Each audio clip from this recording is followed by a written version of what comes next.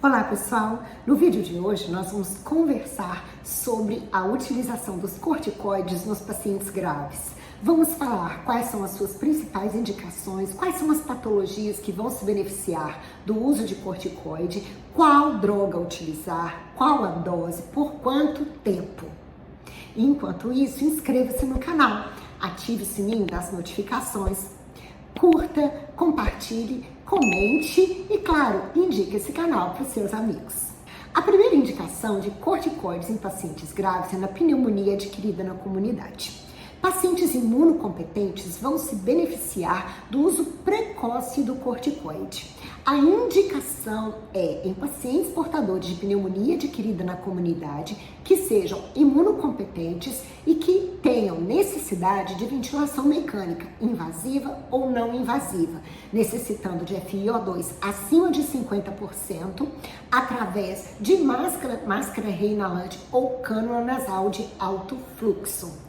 Nesse caso, a droga a ser utilizada é a hidrocortisona na dose de 200 mg por dia por 4 a 7 dias. Se vamos dar 4, 5, 6 ou 7 dias, isso vai depender da evolução clínica do paciente, mas esse é o tempo de duração da terapia. Em pacientes que não são imunocompetentes, nós temos que pesar o risco e o benefício da utilização da medicação. Ela pode ser utilizada, mas isso vai ser individualizado caso a caso. Uma outra indicação de corticoide em paciente grave é no choque séptico refratário. Pacientes que foram tratados adequadamente com adequação volêmica e drogas vasativas que permanecem chocados se beneficiam da utilização do corticoide. Isso porque existe uma tentativa nesses casos de neutralizar a insuficiência suprarrenal relativa ou absoluta que pode acontecer nesses pacientes, além de tentar minimizar, minorar a resposta inflamatória sistêmica desses doentes. Utilizando o corticoide, nós podemos auxiliar na restauração do eixo hipotálamo-hipófise-adrenal e com isso melhorar o estado hemodinâmico desses pacientes.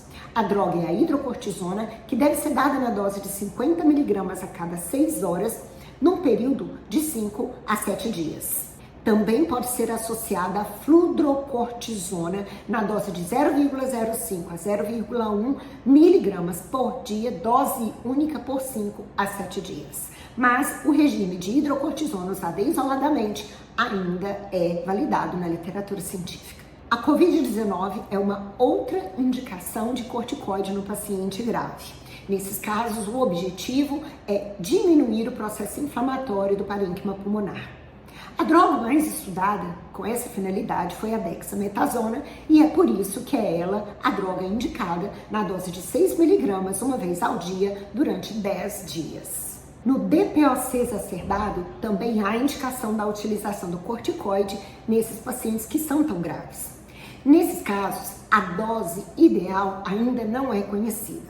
Recomenda-se a utilização de um regime de dose mais alta nas primeiras 48 e 72 horas e, com a resposta clínica do paciente, reduzir para esquemas mais habituais. A droga de escolha é a metilprednisolona na dose de 60 mg 2 vezes ao dia, nos 2 a 3 primeiros dias e depois reduzir para um regime de dose mais habitual, conforme a resposta clínica do paciente. Meningite em adultos é uma outra indicação para a utilização de corticoide nos pacientes graves.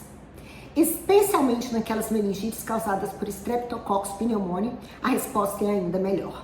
Ocorre que o resultado etiológico desses pacientes após o exame do líquor é demorado, de forma que em todos os casos de meningite bacteriana em adultos, nós devemos utilizar os corticoides antes, preferencialmente antes do início da antibiótico terapia empírica. A droga é a dexametasona e a dose é alta, 0,15 mg por quilo por via intravenosa a cada 6 horas. Pacientes portadores de tumor cerebral que são internados na UTI devido a sintomas graves ou hipertensão intracraniana também vão se beneficiar do uso de corticoide.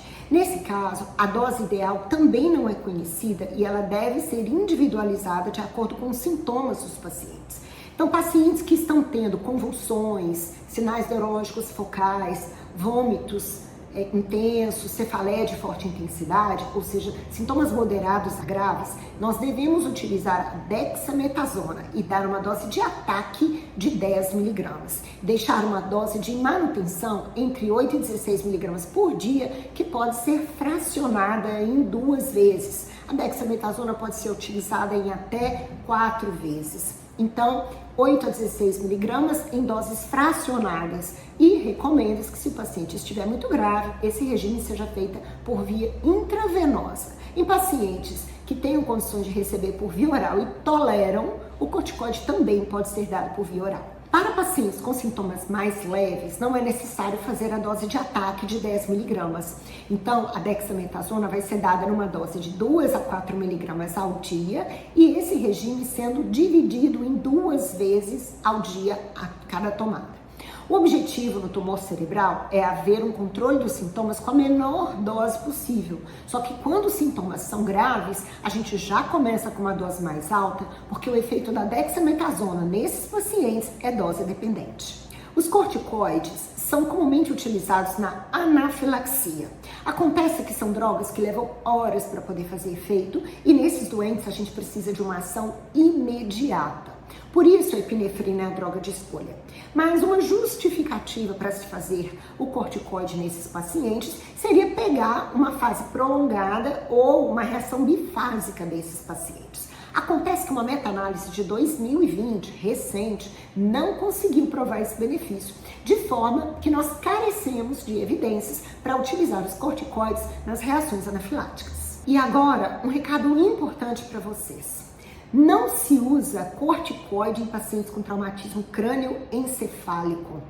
Embora nós saibamos disso desde 2004, até hoje nós encontramos essa prescrição nas emergências, o que é uma aberração. Então eu imploro a todos vocês que estão assistindo esse vídeo, jamais utilizem glicocorticoides em pacientes portadores de traumatismo crânioencefálico. Um grande estudo de 2004, que randomizou 10 mil pacientes, mostrou que aqueles pacientes que utilizaram corticoide tiveram uma mortalidade estatisticamente significativa aumentada nas 2 primeiras semanas em relação aos pacientes placebo. Então, está proscrita a utilização de corticoides no traumatismo crânioencefálico, ok? Combinados? Bom, pessoal, era isso que eu tinha para passar para vocês hoje sobre a utilização dos corticoides em pacientes graves de uma forma rápida e baseada em evidências. Espero que vocês tenham gostado. E para quem não é inscrito, inscreva-se no canal. E todos vocês ativem o sininho das notificações para não perder nenhum conteúdo que eu sempre coloco por aqui. Até a próxima!